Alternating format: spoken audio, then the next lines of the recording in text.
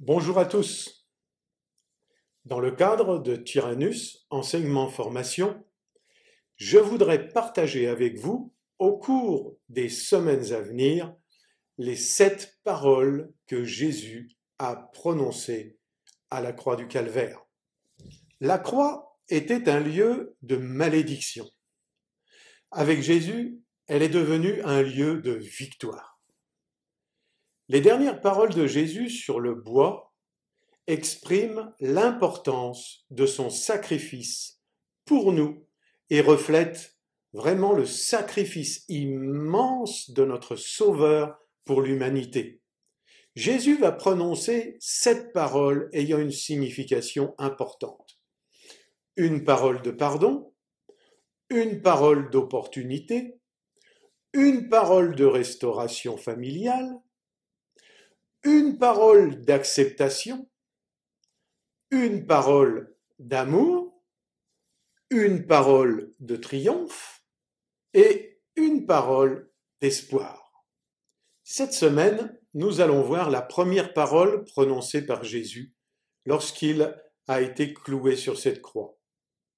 Une parole de pardon. Jésus dit « Père, pardonne-leur parce qu'ils ne savent pas ce qu'ils font ». Luc, chapitre 23, verset 34. Par ces paroles, Jésus va libérer le pardon. Lui qui a enseigné à pardonner, notamment au travers du Notre Père, à ce moment-là, il pratique le pardon. À un moment où tout le monde est contre lui ou presque, à un moment de souffrance inimaginable, à un moment d'injustice extrême, il manifeste le pardon. Oh, qu'il est difficile d'exprimer le pardon quand tout le monde est contre soi. Christ nous a donné la plus grande leçon d'amour. Une des choses les plus difficiles pour l'être humain est de transmettre le pardon. L'humain, lorsqu'il a été blessé, s'il ne pardonne pas, c'est souvent parce qu'il veut que celui qui l'a blessé souffre à son tour. C'est une réaction humaine. Ce n'est pas naturel de pardonner. C'est quelque chose de divin. Personne ne mérite le pardon, mais le Seigneur nous pardonne de toutes les façons. Non pas que nous le méritions, mais parce qu'il est un Dieu de miséricorde, qui étend son pardon sans limite. Et par son pardon, il nous transmet le pouvoir de pardonner aux autres.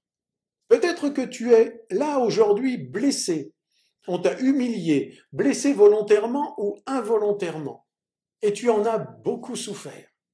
Mais par cette parole, Jésus te dit que tout commence par un pardon. Pour nous, le pardon est essentiel. Tant que tu permets le ressentiment dans ta vie, le Seigneur est en dehors de toi. Tout le temps que le ressentiment occupe une place dans ton cœur, tu ne peux pas être toi-même avec les années qui passent. Quand tu pardonnes, tu récupères ton identité. Jésus a dit, mais si vous ne pardonnez pas, votre Père qui est dans les cieux ne vous pardonnera pas non plus vos offenses. Marc chapitre 11, verset 26. Il est important de suivre l'exemple de Jésus à la croix et d'entrer dans un esprit de pardon. Le pardon nous délivre des griffes de l'adversaire.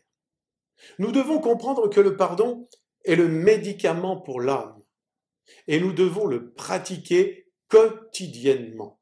Ne rien retenir de celui qui nous a offensés va nous libérer, va nous rendre libres. Jésus est l'exemple parfait à suivre. La semaine prochaine, nous verrons la deuxième parole de Jésus à la croix. Alors, à la semaine prochaine. Amen.